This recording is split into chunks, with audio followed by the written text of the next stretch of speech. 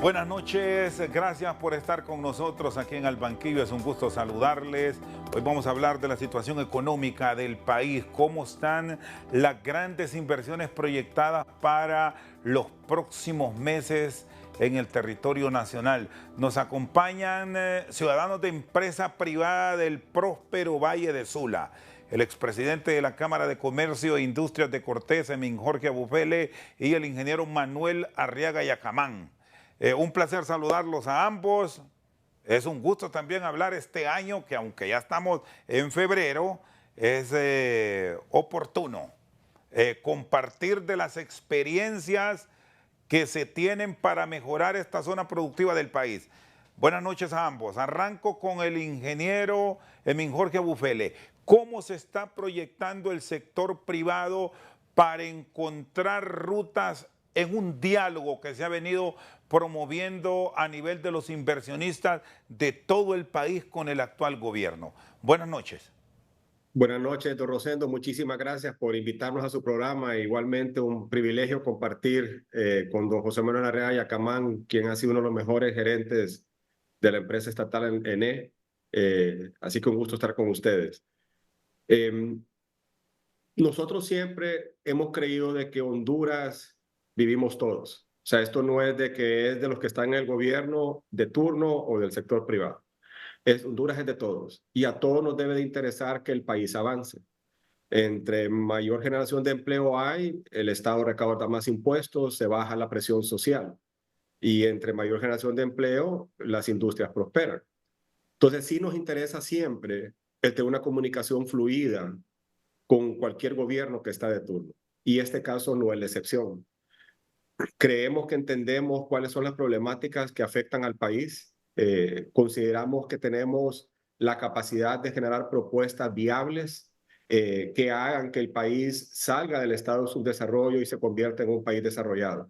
Entonces, en ese sentido, hemos estado insistiendo esa apertura para tener un diálogo franco con el gobierno de la República y ayudarles a que el gobierno de ellos sea un éxito. Si para ellos, si es un éxito para todos los hondureños, va a ser beneficioso. Cómo hacer que el país crezca a ritmos más acelerados, cómo generar empleo, cómo generar más exportaciones para que no haya carencia de divisas. Todas esas temáticas, cómo hacer que el sistema eléctrico sea más competitivo, cómo prevenir que en Honduras ocurran, particularmente en el Valle de Sula, las inundaciones que hemos vivido en las últimas décadas.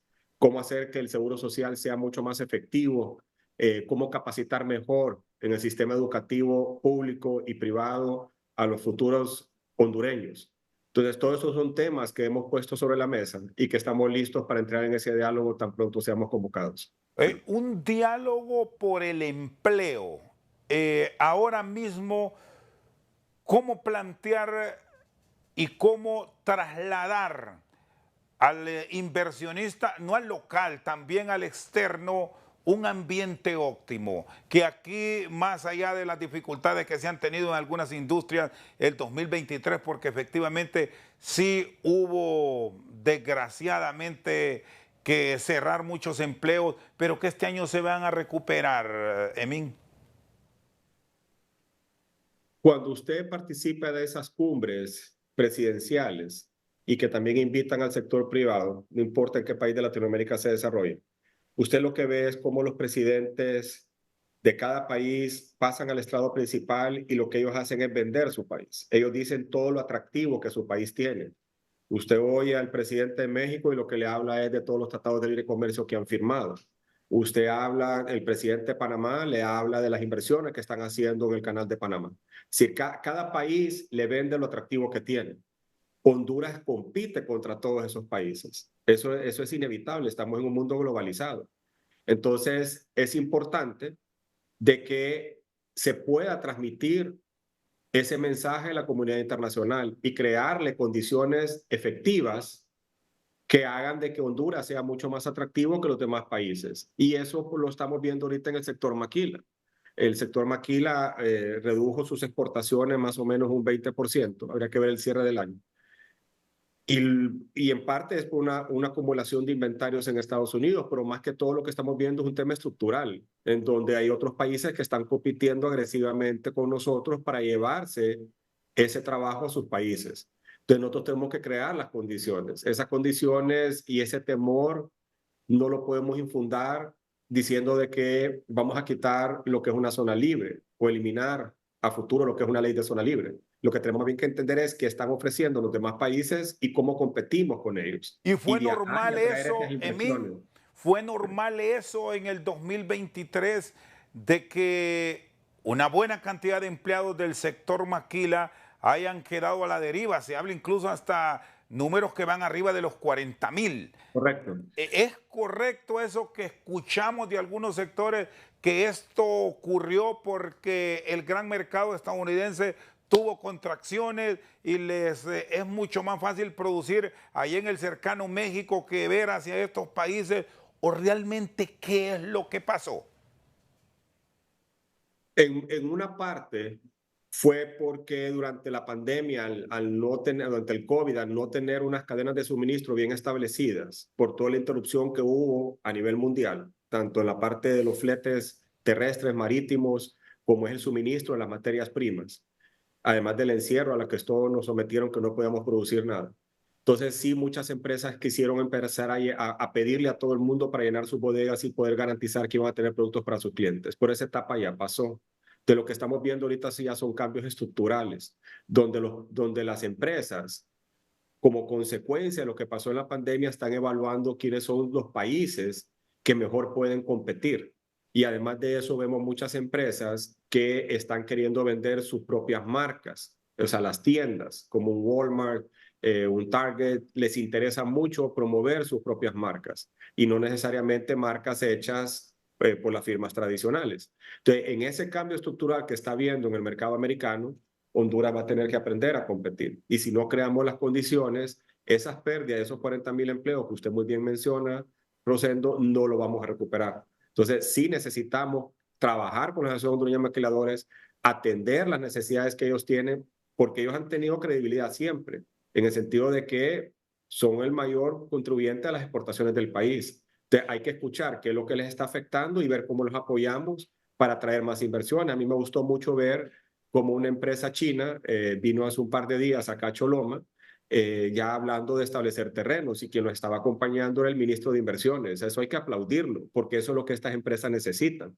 un apoyo directo. Y no solo es Honduras quien lo hace. Si usted ve y lee en las noticias económicas de Estados Unidos, usted ve cómo las alcaldías en Estados Unidos compiten por atraer a las empresas a sus municipios, es decir, a sus condados, a sus ciudades.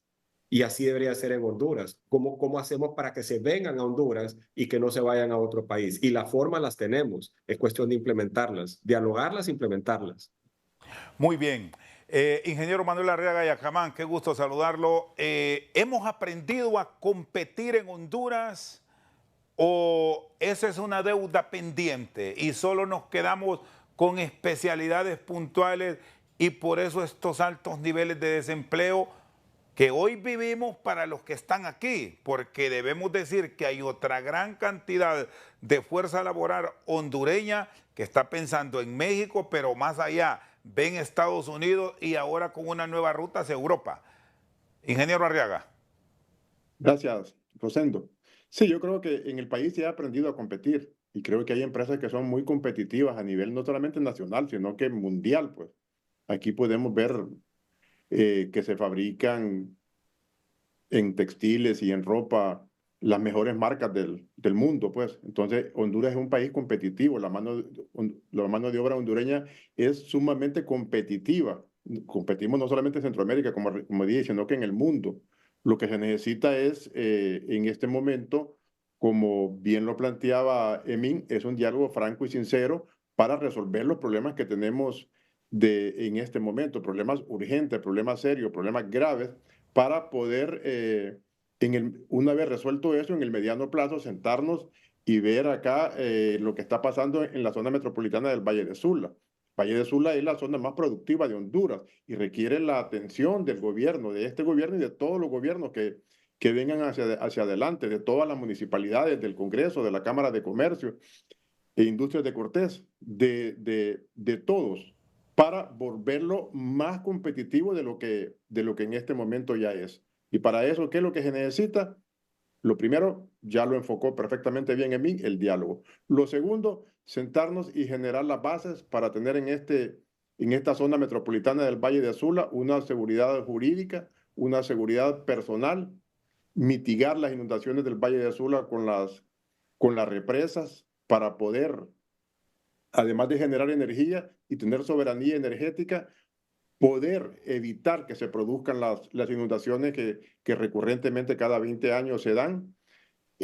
San Pedro Sula está colapsada su vialidad y el Valle de Sula está colapsada su vialidad. Se necesita un libramiento para sacar todo ese tráfico que pasa por la ciudad y que pueda llegar rápidamente al puerto, que es otra ventaja competitiva que tenemos, tener el puerto ahí tan cerca de, de las zonas productivas.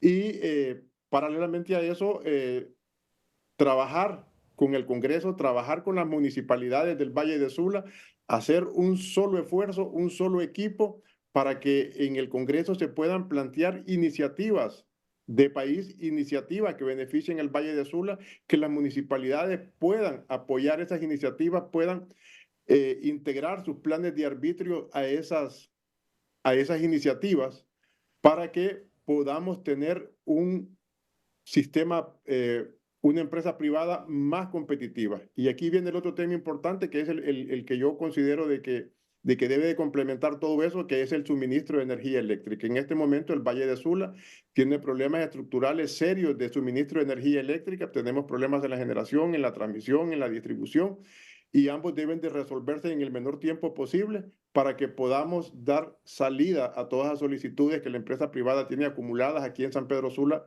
Y en la zona metropolitana hay una gran cantidad de empresas que han solicitado tener el acceso al servicio de energía eléctrica y desafortunadamente no se les da, no lo tienen. Hay empresas que han tenido que invertir en sus propias plantas para poder enfrentar el crecimiento vegetativo que tienen en este momento. Y les están generando la compensación que reclaman como inversionistas cuando hay empresas que van por su propia generación, o esa misma inseguridad que se está planteando con temas de tenencia de la tierra, que no se ha logrado aclarar, le genera también esa dificultad, ingeniero Arriaga. Sí, en este momento hay buenas intenciones. La Comisión Reguladora de Energía ha sacado algunas normas que van en ese sentido de beneficiar a las empresas que tengan que hacer esas inversiones. No se ha materializado todavía, no es fácil, eso requiere de un proceso, requiere de gente que tenga experiencia, de personal calificado y está caminando. Esperamos que esa apertura se pueda dar para que el sector privado pueda hacer las inversiones que la estatal eléctrica no puede hacer y no detener, como está pasando en este momento, el desarrollo del país por falta de energía eléctrica. Yo estimo de que aquí en la zona norte hay una demanda reprimida y en el Valle de la Guan y Ceiba y todos esos lugares hay una demanda reprimida superior a los 100 megavatios que debe de buscársele una solución para que esas empresas puedan constituirse en el país, para que podamos generar mayor inversión, para que podamos generar mayores empleos y para que podamos generar mayores divisas. Eso tiene que ir aparejado a la seguridad jurídica. Usted puede ver cómo nos está afectando la inseguridad jurídica en este momento, cómo las plantaciones de palma africana han sido afectadas terriblemente y se está viendo ya en la exportación de aceite de palma africana. Solo una de las empresas a las cuales consulté antes de este programa se le ha disminuido la producción al 50%. O sea, lo que van a exportar es más o menos el 50% de lo que se venía exportando, porque con la inseguridad jurídica los que han tomado la tierra no están invirtiendo en las plantaciones de palma. Y la comisión, ingeniero Arriaga Yacamán, que nombró el Poder Ejecutivo para revisar puntualmente este tema de las tierras y específicamente el caso de la palma aceitera, ¿resolvió o está en esos conversatorios para larga y larga que no resuelven? Están en el proceso, Rosendo. Ahorita no se ha resuelto. Y como dije, los que ya tienen la tierra no quieren invertir porque tienen miedo que se la van a invadir. Y los que la tienen ahorita invadida tampoco invierten, solo cosechan. Entonces la producción se ha venido a la mitad. El banano, que antes éramos el primer país productor en el mundo, en el mundo. Ahora el banano, prácticamente estamos importando banano de Panamá. Y usted puede ver lo que pasó en el Bajo Aguán, invadieron las fincas y luego ahora están cerrando la finca. Entonces, ese es un tema importante para la competitividad, para la creación de nuevos empleos, para la inversión en el país. Debemos de tocar todos estos temas. Yo lo platicaba con Emín antes de entrar al programa, el Valle de Sula tiene un potencial, Rosendo, enorme. Aquí podemos prácticamente duplicar la producción si generamos las condiciones que estamos hablando. Yo no tengo ninguna duda de que eso se puede hacer. Eso no va a ser trabajo de este gobierno, va a ser trabajo de este y de los demás gobiernos que vengan, tener ese plan de acción, tener alineado el Congreso, tener alineadas las municipalidades y las cámaras de comercio para que podamos desarrollar la zona metropolitana y el país en general. Porque vea que revisando algunos elementos que ahora mismo usted compartía, hoy el Foro Económico Mundial, que recién hizo evaluaciones sobre diferentes economías del orbe, habló cuando se refirió a Honduras que el principal problema que tiene el país, más allá de todos los temas que a diario enfrentamos, es el tema de los apagones en el 2024. Y ya ustedes, tanto don Emín como usted, nos plantean de esa dificultad en el tema de la generación de energía, en la potencia que debemos tener disponible, porque el que viene a Honduras y el que esté en Honduras y quiere seguir apostándole al país, lo primero que ve es costos y disponibilidad, en este caso de energía. Claro, Rosendo, si no hay energía, aquí mire, aquí hay una gran cantidad de centros comerciales, de edificios de apartamentos, de edificios para oficinas y empresas nuevas que están listas para invertir, pero cuando van al ENE y piden el acceso para que se puedan conectar, ese acceso no se le brinda, Rosendo. Y eso es lo primero, tener la seguridad de que les van a dar el servicio. Lo segundo es tener un servicio eficiente y de calidad. En este momento, a raíz de estos problemas que mencionamos, tampoco el servicio es eficiente y de calidad, y eso genera otras pérdidas que van ahí paralelas a los apagones que también generan muchos problemas, muchos inconvenientes y muchas pérdidas. Entonces, Rosendo, una de las primeras cosas que hay que resolver urgentemente en el Valle de Sula y en el país es el suministro de energía y la garantía del suministro de energía, y luego ver que sean precios competitivos para que el país pueda competir a nivel regional y a nivel mundial. Muy bien, el ingeniero Manuel Arriaga Yacamán y Emín Jorge Abufel están con nosotros esta noche al banquillo. Hacemos una pausa, ya venimos con más. Seguimos al banquillo con nuestros invitados de hoy, revisando el tema de la inversión, el diálogo y la búsqueda de soluciones ahora mismo para el territorio nacional. Emín Jorge, el tema de la seguridad, y que lo planteaba el ingeniero Arriaga Yacamán, hablando de la seguridad jurídica, pero también de la seguridad ciudadana. Son elementos que resultarán claves para tener atractivo el país ante la inversión local y externa. Si usted analiza las principales economías del mundo, Rosendo, cada una se ha desarrollado con sus propias particularidades. Si usted ve Japón, el tema de la tecnología, Alemania, toda la parte de maquinaria, Noruega exporta petróleo, pero hay un tema que es común denominador, y es la seguridad jurídica. O sea, en todos los países desarrollados, cada uno tiene sus cosas, pero hay una que todos tienen: la seguridad jurídica, el respeto irrestricto a la ley. No es posible de que una persona que con mucho esfuerzo compra tierras para desarrollarlas, invierte en ellas, que no pueda ejercer la titularidad de las mismas. Son más de 42,000 hectáreas, según el dato del COEP, que están invadidas hoy. Eso no es un tema que hay que pedirle tiempo a nadie.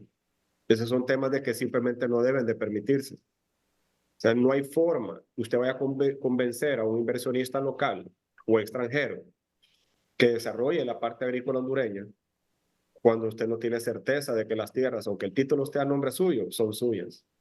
Estas son las cosas que impactan severamente en nuestro país.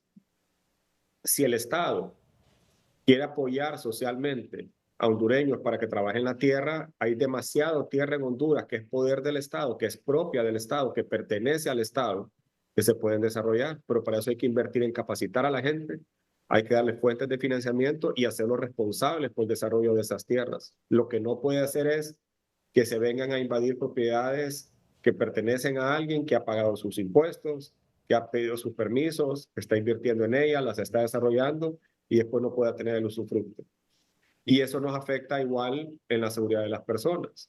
Es decir, cuando usted está trayendo gente de afuera, que es lo que yo explicaba antes, usted tiene que explicarle todos los beneficios que el país trae. Y hay que entender que esas personas se casan, tienen hijos y quieren vivir en un país donde sus hijos tengan un futuro. Todas son las tareas pendientes que tiene Honduras para poder salir del subdesarrollo en que nos encontramos. Esto va mucho más, el impacto que tiene la invasión de una propiedad es que le manda un mensaje demasiado fuerte, demasiado grande. Y las capacidades de la institucionalidad para reaccionar ante ello son las adecuadas ahora mismo con el planteamiento que se espera desarrollar en este 2024 a nivel de todos los sectores. La forma como operan los países, Rosendo, es de que los que no estamos en el gobierno, a través del trabajo, pagamos impuestos. En Honduras hoy se pagan impuestos y se recaudan más impuestos que nunca en la historia. Estamos hablando de una presión tributaria superior al 16 y pico por ciento, casi 17% del PIB. Incluso hay unos datos que me decían un poquito más altos. Pero el hondureño está haciendo su trabajo en contribuir y pagar sus impuestos. Entonces, lo que tiene que haber ahora es una retribución. Y esa retribución es garantizándonos lo que establece la ley. Y la ley lo que dice es que la propiedad privada es un derecho legítimo e indubitable, o sea, no está cuestionado. Entonces, el Estado le corresponde hacer ese trabajo, no lo puede hacer el sector privado, porque quien tiene las facultades legales y las herramientas para hacerlo son los funcionarios públicos. Y eso es lo que tiene que demostrarse. Y eso va no solo en el tema de las tierras, lo hablábamos anteriormente en el tema de la seguridad social. Si usted tiene un trabajador que está pagando todos los meses su cuota al Seguro Social y la empresa también la está pagando, el Seguro Social tiene que funcionar, está obligado a funcionar y atender al ciudadano que está aportando como debe de ser para que él pueda atender su tema de salud, y lo mismo en la parte del transporte público, lo mismo en la parte de las escuelas públicas. Entonces, el tema de la tierra va interrelacionado a todo esto, de que cuál es la capacidad o la voluntad para hacer que las cosas ocurran, entendiendo de que hay una recaudación como nunca antes en la historia. Entonces, que se puede, claro que sí. Muchos países lo han logrado. Honduras no puede ser la excepción. O sea, tenemos la capacidad para lograrlo. Es cuestión de sentarnos a dialogar, acordar esos mecanismos y echarlos a andar. Y si se logra tener armonía, el sector privado, a quien le vive reclamando también el Estado que sea más proactivo, ¿cuáles son las capacidades que se tienen para este sector productivo del país y en qué áreas han identificado ustedes pueden revertir esos números rojos del 2023? Las capacidades que Honduras tiene, y lo hablábamos con José Manuel antes de empezar su programa, son extraordinarias. Estamos a 2 días en barco del mercado más grande del mundo, con quien tenemos un tratado de libre comercio. Tenemos tratado de libre comercio con México, que es de las economías más grandes de Latinoamérica. Tenemos 2 océanos, que muchos países de Sudamérica no tienen ese privilegio. Tenemos una mano de obra que se capacita con mucha facilidad. El hondureño es muy capaz. Si usted ve a los hondureños que van a Estados Unidos, nos están mandando más de 9.000 millones de dólares en remesas todos los años. No significa que saben trabajar, Rosendo. Entonces, la capacidad del hondureño está ahí. Honduras será el granero de Centroamérica. Si nosotros garantizamos la propiedad privada, lo volvemos a hacer. Ya lo éramos una vez. Entonces, son cosas que el país ya ha demostrado. El sector maquila tenía 140.000 empleos. ¿Por qué no puedo volver a lo mismo? O sea, ya lo habíamos hecho una vez. Y así yo le puedo dar explicaciones en los diferentes sectores en donde Honduras ya ha demostrado tener grandes capacidades. El sector banano que mencionaba el ingeniero Arriaga. Entonces, sí, ya son cosas que hemos logrado antes. Es cuestión de que nos dejen trabajar.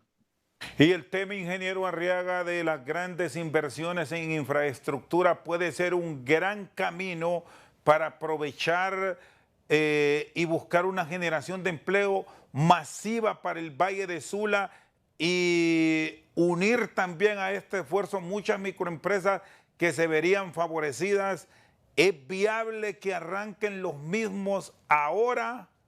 Estamos iniciando 2024, o vamos a seguir con lo mismo de que hay que ir a hacer estudios de prefactibilidad porque lo que se planificó hace 10 o 5 años es diferente por todo lo que ha ocurrido, y en eso nos llevamos 6 meses y de repente se fue el año y luego vienen las elecciones y ya usted sabe qué pasa en política aquí en Honduras? Nadie hace caso a las grandes obras y están buscando cómo seguir en el poder. Sí, Rosendo, mire, eso es importante porque no solamente es que vamos a generar más energía, que vamos a tener seguridad energética y que vamos a tener soberanía energética, que es otro tema importante. Tenemos que hablar en este país de soberanía, y la soberanía se tiene cuando somos nosotros productores de nuestra propia energía, cuando somos productores de nuestros propios alimentos. Mientras no tengamos eso, Rosendo, no podemos hablar de soberanía. No, nosotros somos dependientes totalmente, importamos hasta lo que nos comemos a diario, y necesitamos fortalecer ese tema. Y una de las cosas son las grandes inversiones. Las grandes inversiones en las represas, el Tablón, Jicatuyo, Llanito, eso va a mitigar sustancialmente las inundaciones en el Valle de Sula, que se dan recurrentemente cada 20 años. Y eso es algo importante, usted lo puede ver acá. Lima, después de que se construyó el Canal Maya, había desarrollado ya mucha infraestructura, mucha inversión, y luego con las inundaciones que se dieron de ETA y OTA, Lima volvió nuevamente a la depresión económica en que se mantenía antes de construir el Canal Maya. Entonces, si nosotros logramos generar energía y mitigar inundaciones, nosotros habremos resuelto una buena parte del problema del Valle de Azula y de la zona metropolitana. Nosotros necesitamos, Rosendo, eso para potenciar la energía, para potenciar la inversión en el agro. Por ejemplo, los bananeros independientes han sufrido en carne propia esas inundaciones y ahora ya no son sujetos de crédito. Ahora hay que buscar una solución para el banano, hay que buscar una solución también para el arroz, que antes se producían 1,5 millones de quintales y ahora solo se produjo el año pasado 500,000 quintales. El maíz, igual, ya a duras penas producimos lo que nos comemos, y todo lo que la agroindustria requiere para los alimentos balanceados de cerdos, de ganado, de tilapia, de aves, toda esa materia prima es importada. Y claramente antes éramos autosuficientes y éramos el granero de Centroamérica. Entonces, si nosotros logramos potenciar esas inversiones, nosotros aseguramos de que el inversionista no va a tener esos problemas recurrentes, que no va a tener esas enormes pérdidas, y le damos la seguridad jurídica y personal que se requiere. Podemos potenciar el campo, podemos potenciar la industria alimentaria y podemos hablar de soberanía energética y alimentaria. Pero para estos desarrollos que usted expone, ingeniero Arriaga Yacaman, ¿estamos listos ya? Y le insisto, ¿o vamos a seguir en estudios, en análisis? Mire, y a eso quería referirme. Ya prácticamente el Tablón está en una etapa más madura. El Tablón podría iniciar ya su proceso de licitación pública internacional en este año. Obviamente son proyectos que van a requerir de una construcción entre 5 y 7 años. Y si iniciamos ahorita, podemos aspirar a que lo inicie este gobierno y lo termine el próximo gobierno. Luego Jicatuyo y Llanito están en una etapa más de más estudio, y que debería de estar listo también en este año, y poner esos proyectos en licitación para que puedan iniciar su construcción a principios del próximo gobierno. Sí, porque aquí, ingeniero Arriaga, perdón que lo interrumpe, porque aquí hay un elemento que resulta fundamental, y por eso el diálogo puede resultar fundamental para entenderse en las partes sin estar pensando en los colores políticos, porque estos son proyectos a largo plazo que se van a arrancar ahora y quizás ni el próximo gobierno los va a inaugurar, sino que estamos hablando del que gobernará o la que gobernará nuestro país del 2030 en adelante, porque son obras de infraestructura que se construyen con tiempo y no a la carrera. Pero ese ha sido el gran problema de nosotros, los hondureños, que buscamos desarrollos, emprendemos obras que las queremos inaugurar o que se vea la placa ahí, que fue obra de fulano de tal, sin importar si la terminó o no. Mire, solo para darle un ejemplo, Rosendo, nosotros iniciamos la construcción de una hidroeléctrica en el 2015.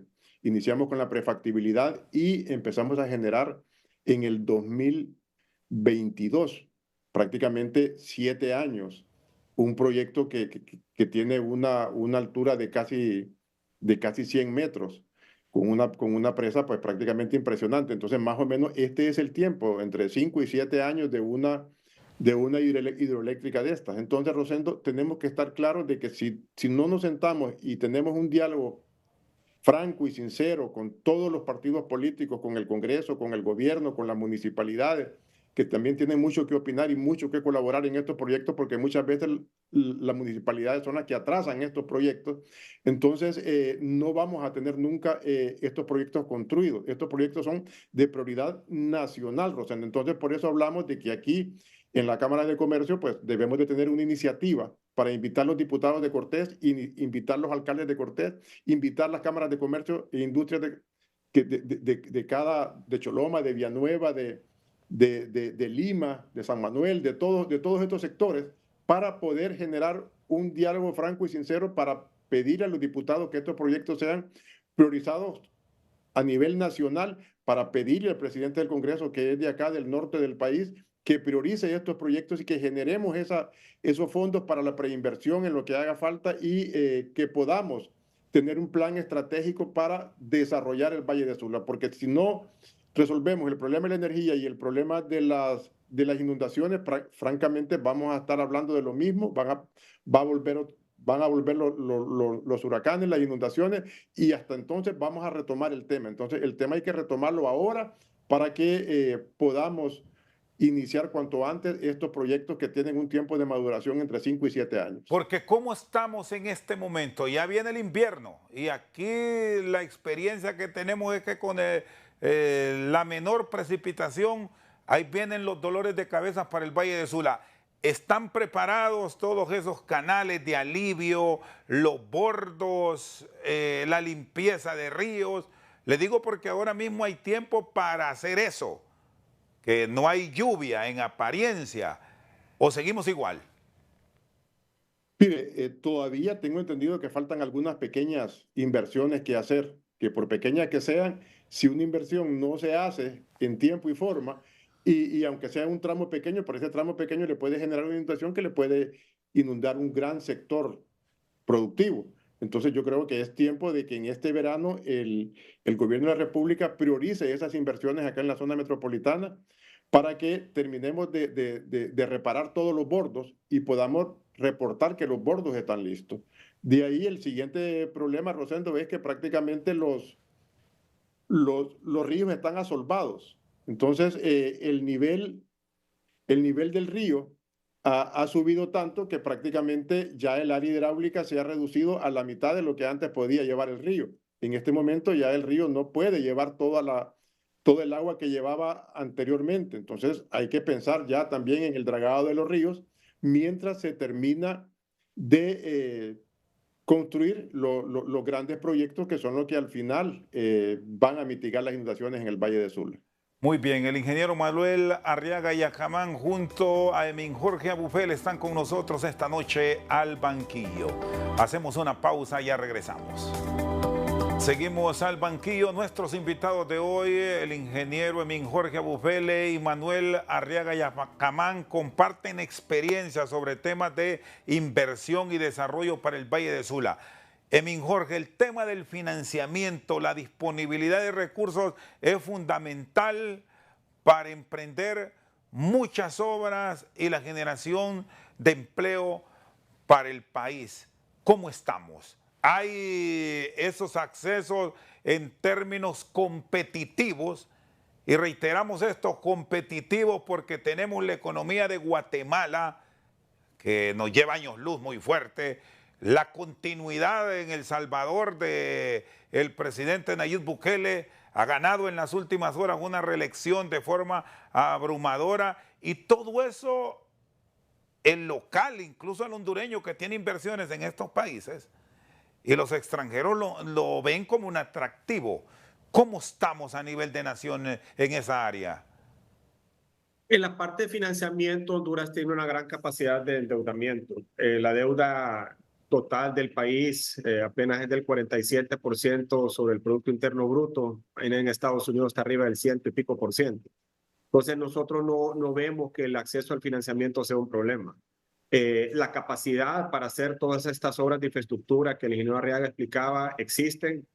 Usted recordará con la Comisión Ejecutiva del Valle de Sula, los canales que se construyeron de cero, el tapón de los Oros, que fueron sumamente efectivos. En la construcción de represas, tanto el sector privado como el ENE, tienen proyectos importantísimos ya ejecutados. Hay ingenieros de primer nivel que entienden y comprenden cómo desarrollar estos proyectos. Es cuestión de ponerse a trabajar. El momento más cercano fue en el 2014-2015, cuando se aprobó un decreto ejecutivo por 2.500 millones de lempiras para la ejecución del tablón. El problema es de que nunca se pusieron a disposición esos fondos, pero no es por falta de acceso a financiamiento. Financiamientos hay.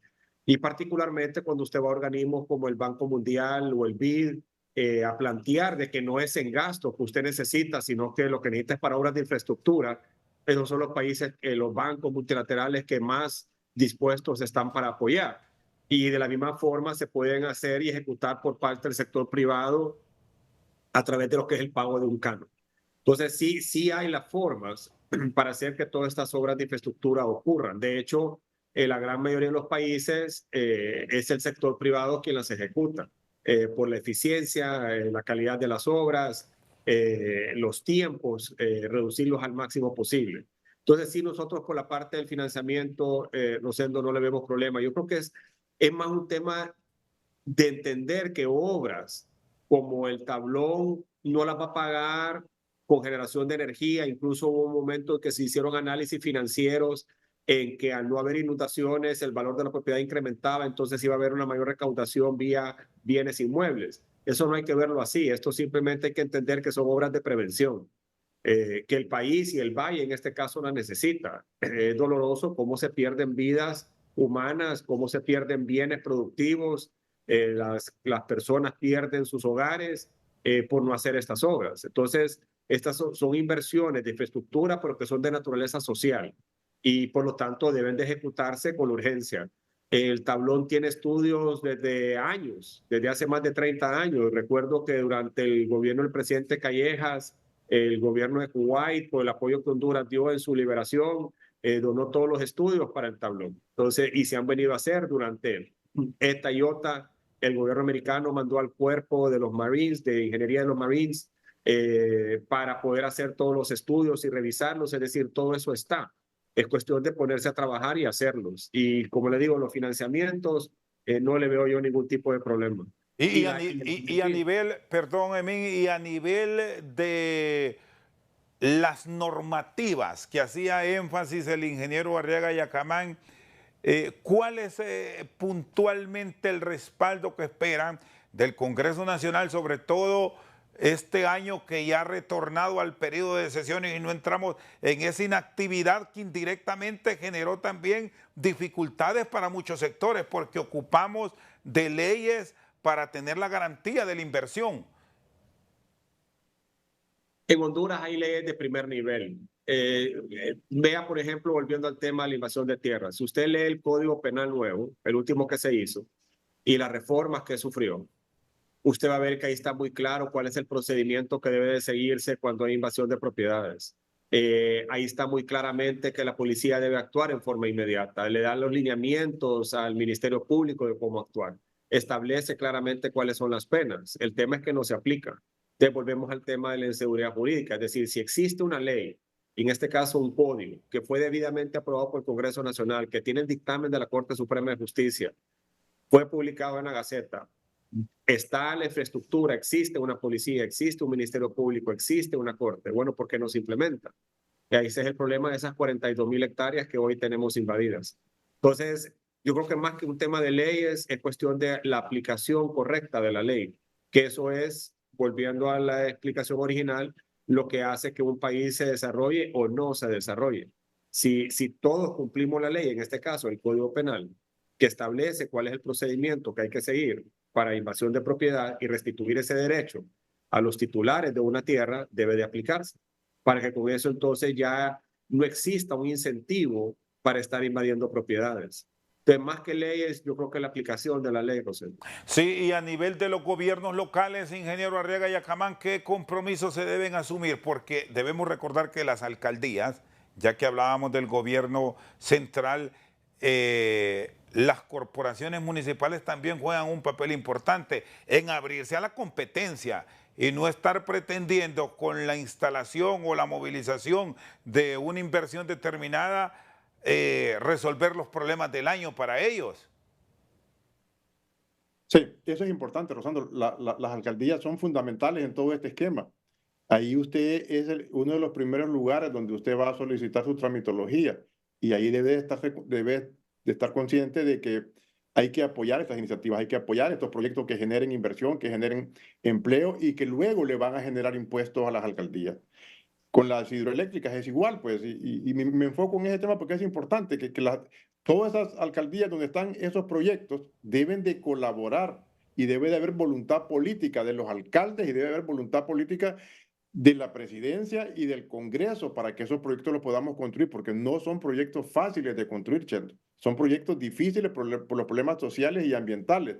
El financiamiento es una buena parte y eso es importante, como lo decía Emin, pero si no tenemos resuelto el problema social y el problema ambiental, obviamente no vamos a poder construir esos grandes proyectos que el país requiere. Por eso las alcaldías son piedra angular en este proceso. Ellos deben de colaborar con sus planes de arbitrio, con su apoyo decidido y hasta personal, pues, para que estos proyectos puedan ejecutarse, porque sin la ayuda de ellos, sin la ayuda de las comunidades donde se van a construir, es muy difícil que podamos nosotros construir estos proyectos. ¿Y ya han encontrado esa voluntad de cooperación? O le planteo esto porque aquí insistimos los hondureños y creo que siempre que hablamos de inversión y de desarrollo está el tema de la simplificación administrativa, pero desgraciadamente mientras el mundo va hacia lo rápido, hacia lo digital, hacia lo electrónico, aquí en Honduras seguimos con largas y largas en sistemas que deberían automáticamente dar la respuesta. Así es, Rosendo, y esa es otra de las cosas que tiene retenida la inversión. La tramitología, usted puede ver, usted puede hacer una entrevista ahí en la Serna y puede ver cuántos proyectos están ahí solicitando autorización. Y esos proyectos que están ahí significa una enorme cantidad de inversión que está ahí parada por un trámite de un permiso ambiental. Entonces, Rosendo, si hacemos la simplificación, si hacemos el consenso, porque la otra cuestión después de la simplificación es el consenso entre todas las partes, podemos avanzar rápidamente y podemos generar la infraestructura que el país requiere para poderse desarrollar en el menor tiempo posible. Muy bien, el ingeniero Manuel Arriaga Yacamán y Emin Jorge Bufele esta noche en Al Banquillo. Vamos a una pausa, ya regresamos. Seguimos al banquillo, punto sobre la mesa con nuestros invitados de hoy, don Emin Jorge Bufele y don Manuel Arriaga Yacamán. Nos hemos convertido en una nación que está comprando mucho, a pesar de las bondades que tiene nuestro territorio, que ya ustedes los explicaban, con zonas ricas para el cultivo y mano de obra también, aunque nos están yendo. Pero, ¿qué dificultades les está trayendo ahora mismo que, reitero, nos volvimos compradores, pero no hay dólares, o por lo menos encontrarlo resulta difícil para los inversionistas, don Emin? Hablemos de dos temas ahí. Uno, para no escapar la primera parte que usted hizo la introducción. Si queremos algo nuevo del Congreso, es una ley del impuesto sobre venta, antes de hablar del tema de los dólares. Hoy Honduras importa más de 10.000 millones de dólares en diferentes productos que perfectamente se pudiesen producir aquí en el país. Y uno de los principales limitantes es la ley del impuesto sobre venta. Si usted importa una materia prima, usted paga impuestos sobre venta, pero si usted importa el producto terminado, no paga impuestos sobre venta. Y eso aplica para muchos productos. Entonces, esa es una gran reforma que tiene que existir en el país. No puede ser que estemos penalizando la importación de materia prima e incentivando fiscalmente la importación de productos terminados. Honduras debe desarrollar su base industrial. Y una de esas formas, soluciones, es la ley del impuesto sobre venta. O todos pagan impuestos, o que no paguen la importación de materia prima y que pague el producto terminado. Pero no puede ser que haya una ventaja para que el producto se fabrique fuera de nuestro país y que se castigue cuando se quiera fabricar en nuestro país. En la parte de los dólares, el mecanismo de subasta de divisas que fue creado hace muchos años por el doctor Noé, creo que fue una herramienta bastante efectiva. Generó mucha confianza en el país, permitió la acumulación de reservas y caminó bastante bien. El problema comienza cuando se dan dos factores. Uno, la confrontación pública entre el gobierno y el sector privado. Eso ahuyenta inversión, eso ahuyenta que la gente tenga sus dólares en nuestro país. Lo segundo que ocurrió fue que hubo un cambio estructural. En vez de que todos los dólares fueran comprados y llegaran a Banco Central de Honduras y después el Banco Central lo distribuyera en función de la subasta de divisas, la banca privada se quedaba con los dólares y la banca privada es la que vendía los dólares. Entonces los bancos que tenían más relación con el sector exportador tenían mayor captación de divisas y los bancos que tenían menos relación con el sector exportador tenían menos divisas. Entonces empezó a provocar un desbalance, porque el que iba al banco que no era apoyador de exportaciones no tenía suficiente dinero, eso el hondureño decía, y no hay dólares. Y además de eso veo que se está peleando el sector privado con el gobierno, algo está pasando acá. Entonces empezó a crear una demanda artificial de pasar de entre 40 o 100 millones de dólares diarios, que ese es el rango que se ha movido, a haber una demanda superior hasta a veces de los 200 millones de dólares diarios en lo que es la compra de divisas. Creo que el gobierno ha hecho bien, y el Banco Central en este caso, de retomar lo que es el mecanismo de subastas. Sí quiero destacar de que esa liberalización que estaba ocurriendo en el país había sido acordada con el Fondo Monetario, pero el sector privado estaba en contra, o por lo menos una buena parte estaba en contra, porque iba a pasar lo que precisamente estamos viendo que está pasando ahorita. Muy bien. ¿Cuál es el otro fenómeno ahí, Rosendo? De que el país casi no se ha endeudado en la parte de deuda externa. Es decir, se ha dedicado a abonar bastante. Si usted compara septiembre de 2021, la deuda externa era como de 8.200 millones y hoy la deuda externa es como de 8.400. O sea, es muy poco lo que hay de deuda externa adicional. Entonces, han pasado dos fenómenos. Uno, el gobierno ha pagado bastante en dólares y por otro lado, el mismo sector privado, al ver que las tasas en dólares estaban subiendo y las tasas en lempiras no habían subido, empezaron a cambiar su deuda de dólares a lempiras. Entonces usábamos financiamiento de lempiras para comprar dólares y mandar a pagar las deudas que teníamos en dólares. Entonces también por ese lado hubo un fenómeno técnico que también ya fue corregido. ¿Cómo resolverlo? Bueno, uno es apoyando las inversiones en exportación, 100%, eso tiene que darse. Dos, el Banco Central debería de considerar que en vez de seguir endeudándose en lempiras o darle prioridad a la deuda en lempiras, debería darle prioridad a un endeudamiento externo en dólares para traer esas divisas a nuestro país y con eso volver a la normalidad. Creemos de que eso con un movimiento pequeño se puede lograr y ya con eso terminar la incertidumbre. Y tercero, dejar la confrontación. Muy que bien. la gente vea que hay una armonía entre el sector privado y el gobierno.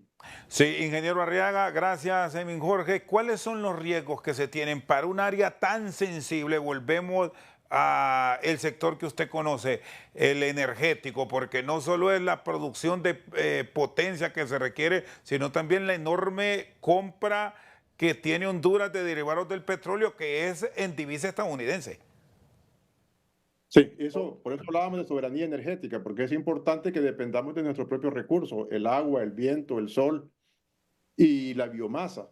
Entonces, tratar de hacer esa conversión, tratar de construir esos proyectos que son proyectos que tienen capacidad firme porque tienen represas, porque pueden almacenar agua en el invierno para soltarla en el verano y tener asegurada la demanda y la disponibilidad que el país requiere para poderse desarrollar. En estos momentos, estamos dependiendo de una compra que está haciendo la ENE, y Dios mediante que eso se logre solventar en el menor tiempo posible para que esa disponibilidad pueda estar lista en el mes de marzo y abril de este año, que es cuando prácticamente el verano aprieta. Entonces tenemos que ver hacia adelante, tenemos que pensar en 7 años adelante, como lo manda la ley. La ley general de la industria eléctrica le dice que usted tiene que hacer las licitaciones públicas internacionales con 5 años de anticipación. Así lo prevé la ley, y desafortunadamente, a pesar de que esa ley está promulgada en el 2014, nunca esa ley ha sido prácticamente aplicada. Y aquí seguimos en el gobierno anterior y en estos gobiernos seguimos haciendo las compras rápidas, las compras de emergencia, porque desde el 2018-19 se dijo que había que salir con una licitación pública, y no salimos con esa licitación pública internacional, que en este momento debería estar entrando ya en operación comercial y debería estarle dando la tranquilidad a la inversión, al pueblo hondureño, de que no van a haber racionamientos. Entonces, por no hacer las cosas a tiempo y en la forma adecuada, es que estamos padeciendo este tipo de problemas, Rosendo. Es decir, que el tema planificación no está como tal para la estatal. Pero también un tema, Rosendo. Mire el año 2015. En el año 2015, Honduras fue el país que más invirtió en energía global cuando comparado en Latinoamérica con México y Brasil inclusive. Y eso fue porque todas las estrellas estaban alineadas. El Poder Ejecutivo, las alcaldías, el sector privado, todos estábamos enfocados en cambiar la matriz energética. Y pasamos de depender en un 80% en fuentes térmicas o combustibles, pasamos a menos del 50%. Entonces, eso le demuestra que cuando las estrellas se alinean entre los hondureños, las cosas nos van a caminar bastante bien. Desde esa fecha para acá, los proyectos que se han culminado, inclusive el que mencionó el ingeniero Arriaga, son proyectos que se iniciaron en ese año 2015-2016. Pero usted no está viendo nuevas inversiones en el sector. ¿Por qué no? Muy bien, un aporte final, ingeniero Arriaga.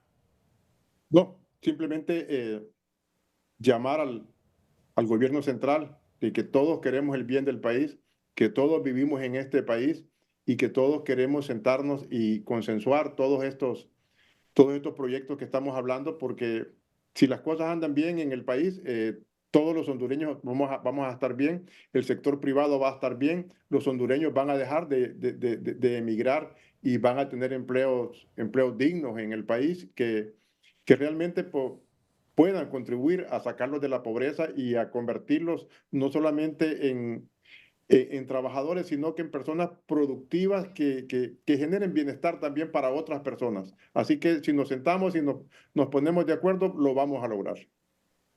Gracias, el ingeniero Manuel Arriaga Yacamán y Emín Jorge Abufele esta noche con nosotros al banquillo. Por su sintonía, muchas gracias.